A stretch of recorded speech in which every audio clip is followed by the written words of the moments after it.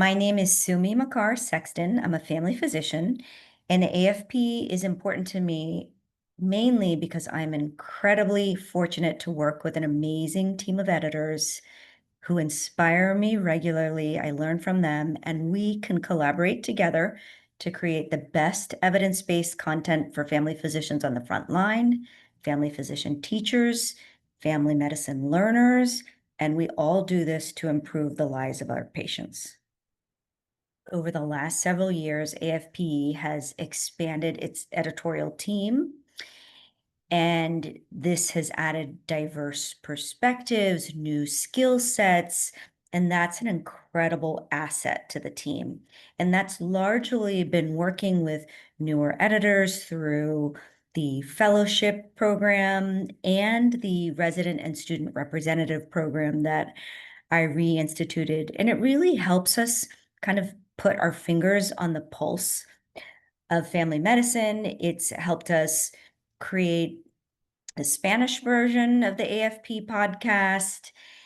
And so, largely speaking, we've had lots of diverse perspectives because of the expansive team. And then, if I think of specific accomplishments, it's working with other journals in family medicine and collaborating with them to promote our specialty, to write joint editorials, to mentor and promote scholarship in family medicine. And it's been really a good experience working with them. And I think we in family medicine, in the journal space, we are all kind of helping the journals be the best they can be and serve our readers.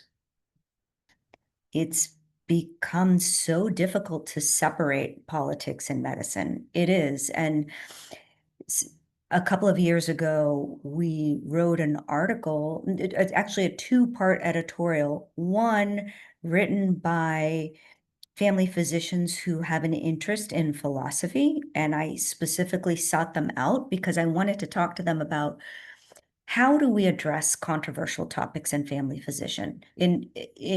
medicine? What is the role of the journal in doing that? So we had several meetings to talk about it, and I wanted to pick their brains. Like how do we deal with this when there are so many different viewpoints on topics in medicine, and often the differing views have a lot to do with political views. And through those discussions emerged this, I think, key editorial in the journal about addressing controversial topics and our role to do so. Then there was a companion piece that I wrote that explained our policies in selecting authors, explained our goals of trying to select authors who don't have conflicts of interest, and our attempt to look at the full picture of a topic and include different voices, allow different comments, allow different feedback. However, there is bias, and just as it's hard to separate politics and medicine, it's also hard to separate bias. We're humans. That's just how we operate. So sometimes we will do our best to pick an author who might not have intellectual bias, especially for those charged topics, but it's sometimes impossible because those individuals with intellectual bias are the best ones to write on it. So we look at opportunities to address that. If there's a way to just open dialogue and allow a little bit of respectfully critical dialogue, that we've been trying to be more open to that.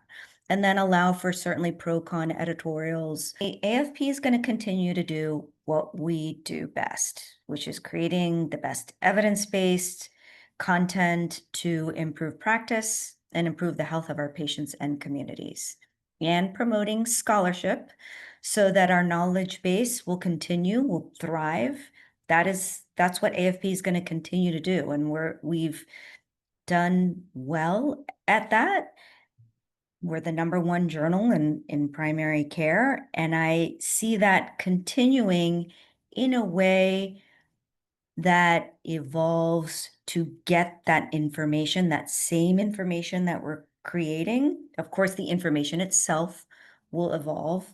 It will be based upon what what the science says and how we can and what our patients need and how we can improve health.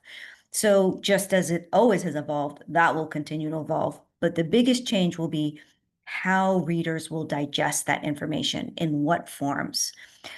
Will it be the traditional means that we are doing now, which is print, online, podcasts, and videos, or will it be newer avenues through artificial intelligence, through infusing it into caring for patients at the point of care with EHR systems, through ongoing new forms of social media?